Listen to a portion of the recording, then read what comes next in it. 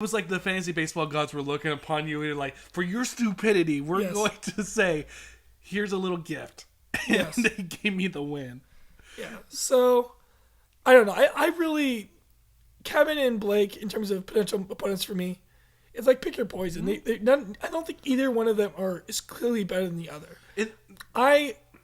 Personally, I am rooting for Kevin because I think Kevin got some bad luck. I really would be happy if Blake gets in too because Blake's been a great player.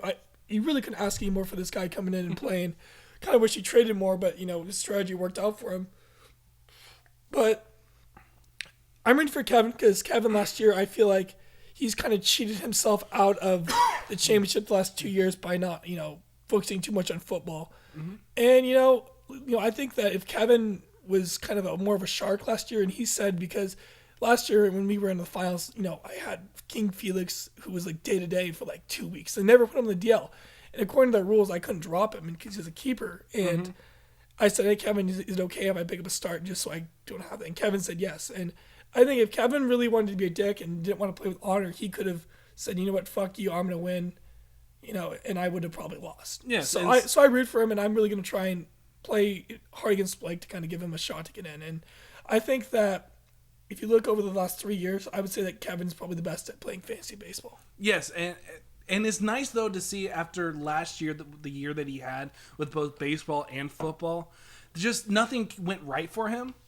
And you thought the same as for this year. Yeah. You're like, nothing's going right for him. What's going on? And then all of a sudden, in the last month, he's been getting the wins, and it's people that needed to get the loss got the loss. It's almost like a bad kids movie where you have this like hero who is trying really hard in the beginning, and then he just keeps failing. Kevin was never able to get a winning streak together. Like seriously, look up his schedule. I think he just now has last week he got his first 2-game winning streak, and now he's finally coming on.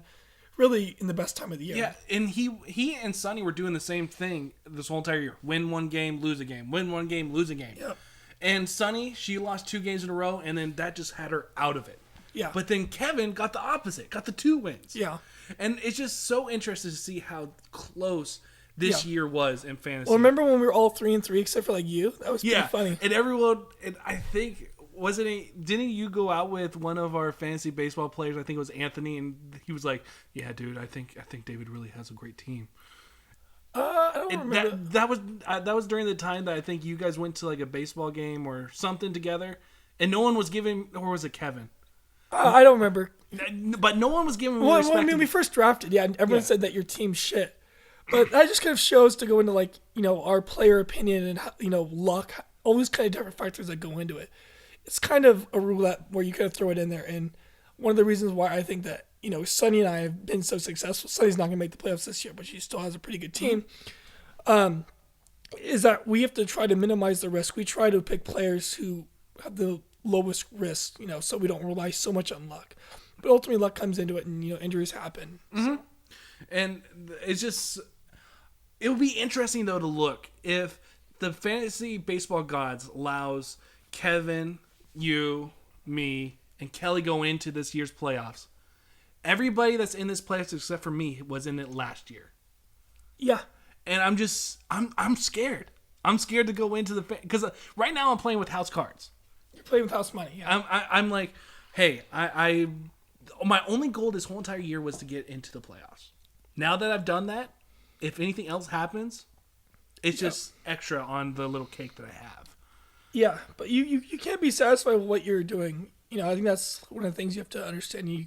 You have to play to win. Yeah. And I actually I like to win, but I'm actually gonna be really happy if someone else wins other than me because I like it when it's more competitive and it makes it a lot more fun. And really, you have to play to win. If you go back and look at how I was playing when I won the championship in baseball, baseball is so much harder to play than football. Football, you just set your lineup and that's essentially it. Mm-hmm. With baseball, I really played to win. I dropped a lot of good players, one of them being Jose Fernandez, who I really didn't want to drop, but I had a chance to win and I wanted to do it, even if I lost a keeper. Mm-hmm.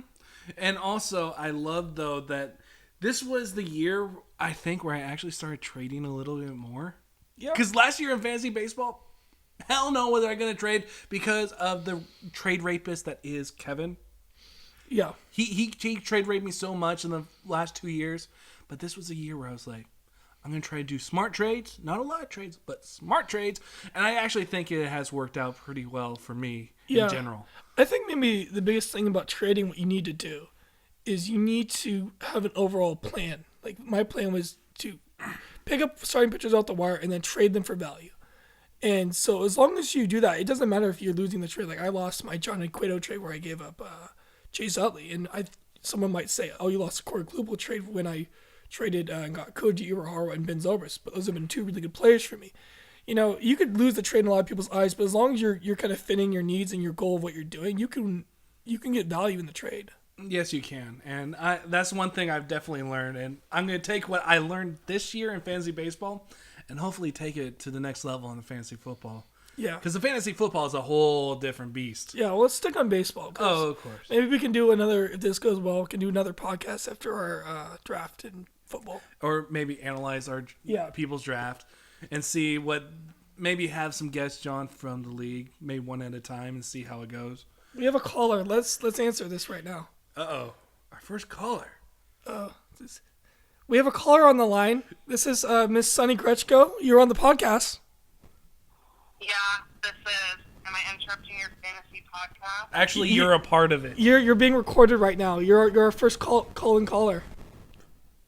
What? You're being recorded right now. You're our first caller. Fuck yeah! Fuck yeah is right. But you gotta... Hey, is that a pig I heard on the other line?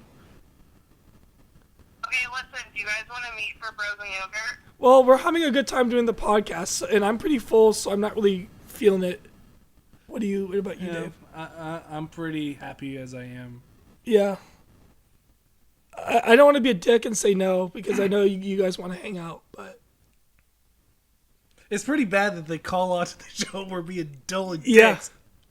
It looks bad on us. What did he just say? I said I kind of don't want to go, but I don't want to be a dick and bail out on you. And then David said it's pretty bad if we're calling you guys to hang out. I don't know what David said. No. What I was saying is pretty bad that our first caller, and we're being such a dick to them. Yeah, David's saying he's being rude, essentially. Yes, Oh. I'm being rude. Man, this is a pretty terrible call. Okay, well, if you guys don't want to go, then that's cool. Yeah, well, thank you for inviting us. Well, I think we're having a good time this podcast. I think you guys will enjoy it. We'll probably get it up within the next day or so you guys can listen to it. Okay, well, have fun with that. Yeah, and if it goes well, we could potentially have you guys on as well. Well, we'd enjoy that. Okay. We're doing we're talking baseball now, but maybe we could do a football one. Oh, totally. Okay. All right, talk to you later. Bye. Bye. That call probably came out really bad, but we can always edit Yes, it you out. hear a lot of...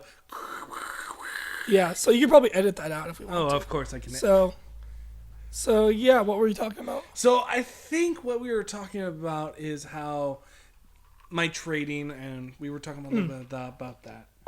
But now let's just go into the potential of...